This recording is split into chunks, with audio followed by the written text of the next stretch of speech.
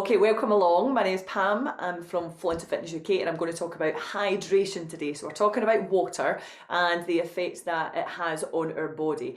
Now, bearing in mind that it's not the most exciting topic, it's not the sexiest way to improve your health or whatever, but it's very much so one of the basics. So trying to make sure that you are keeping your body hydrated, because when we do start to see a reduction in our hydration levels, then it affects a lot of things in the body. In fact, about 80% of your body is made up of water.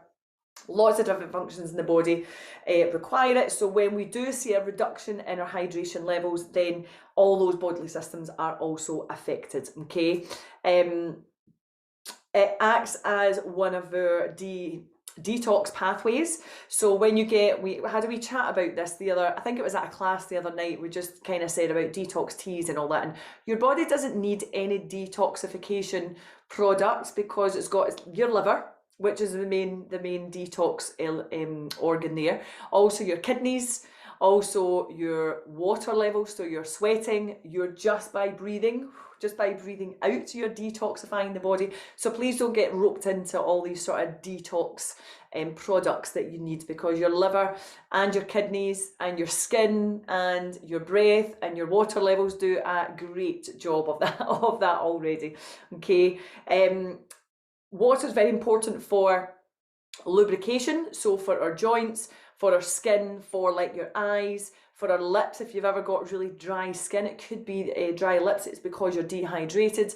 Also pain, so if you are affected by pain, particularly for maybe an inflammatory issue like maybe arthritis or fibromyalgia, then water is very important in that, because the more water you have, the more lubrication you have, and the less pain you can experience as well. So just keep that in mind also.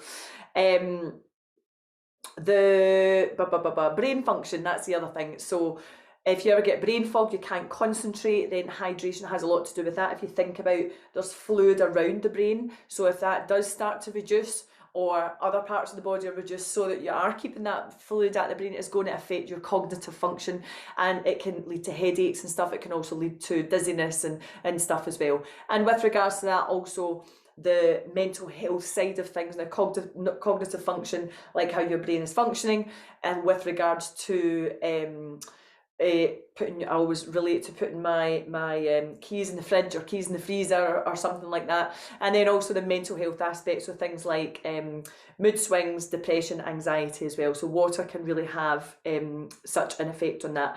Constipation, if you're affected by constipation, hydration is one of these things that your waste needs to move round the bowel, and it needs water to help it move as well. So making sure you're hydrated for that.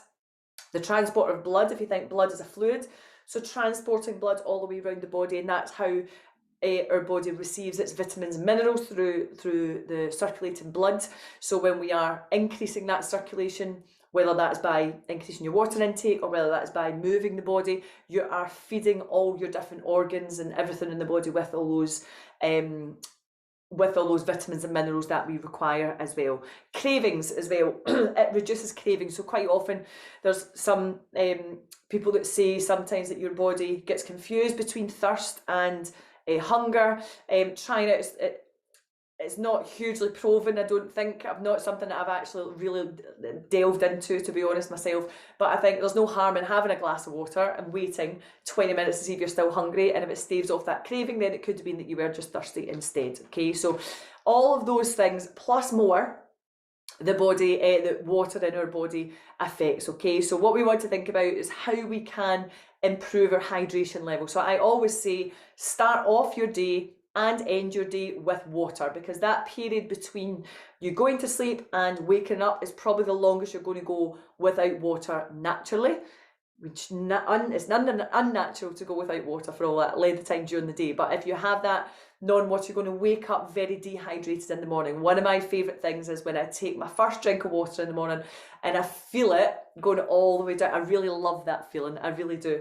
Don't know whether it's just me, but it shows that your body is really dehydrated. So start your day with some water, and maybe using like a refillable water, that a refillable bottle that's maybe a litre or whatever, and then you can keep track of that. Now there is a sort of 2 litre goal, because generally that's the amount of water that we would kind of lose throughout the day. I think it's about 1.7 to 1.9 litres is what we tend to lose throughout our day, just by talking, just by sweating, peeing, pooing, all these type of things. So we want to be, that's where that number comes from. It kind of replaces what it is that we've lost, but we probably do want to have a little bit more than that. So 2 litres is a good number to aim for, particularly if you don't drink any water, then start with like 2 glasses of water. Then you want to increase that. If you already have 2 glasses of water, let's up that to 4 glasses of water. So wherever you are, use that as your starting point, because there's no point in me saying to you, you go from 0 to 2 litres in a day. That's going to be a bit of a shock to the body, and it's going to be something that you're probably not going to be able to keep up. So doing it gradually and adding maybe 2 glasses every week until you get up to about that 2 litres. The best way to know about your hydration levels is by looking at the colour of your urine, or looking at the colour of your pee. So if you look at it in the morning, it's probably quite dark, quite orange, and then as you go throughout your day, it should gradually get lighter to a very light yellow, almost clear colour, and that's what you're aiming for. If you are hydrated, then that's the colour that it should be. So using that as a guide to see how hydrated that you are, okay? Think about drinking regularly through the day. So as opposed to saying, oh, it's 3 o'clock, I need to down a litre, try and break it up during the day. Think about what your last drink was, and if it was tea or coffee or juice or whatever, say, well, my next drink is going to be water. And it's still okay to be drinking tea, water and juice and stuff, but that's not a form of hydration. Hydration is your water. Non-caffeine herbal teas and fruit teas are fine. That can count towards your water intake, but when you add caffeine into that, it actually acts as a diuretic. It dehydrates the body. So we want to try to make sure we are minimising that as much as we can. I do have notes so that I remember. So reducing your caffeine, drinking it regularly. Don't let yourself get to that thirsty stage. When you get to that thirsty stage, it tends to mean that it's a little bit too late already.